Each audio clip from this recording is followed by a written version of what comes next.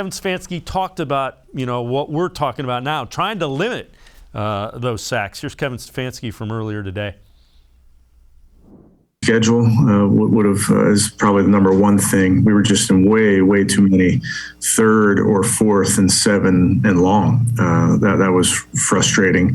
And then, we just it's always multifaceted, Scott. It's a combination of getting the ball out, of making sure that we're playing on time, that everybody's doing their job. So it just was, again, not what we set out to do in any way.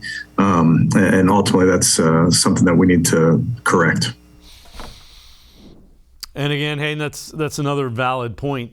When you get in 3rd and long, and now you have that rookie right tackle, it just makes it that much more difficult. Are you gonna pull one less guy out? Max protect? Then you're opening a whole nother set of issues by being in 3rd and 4th and long. Yeah, they did it all night, and for a lot of reasons. I mean, a lot. Start the game, Hooper drop, Hooper false start, and then Baker's passes, 8. I think it was like 6 or 7 in a row got batted down, and then. It was an avalanche of things. They just seemed completely unprepared. They seemed completely listless in the game. And, it seemed like at least Baker, had some fire and some drive. It seemed like Nick Chubb had some fire and some drive and wanted to play. I can't say the same for a lot of other guys. It didn't seem that way. I'm not saying they didn't, but it didn't seem that way. So, again, I just have a lot of questions about what happened this game. I really do.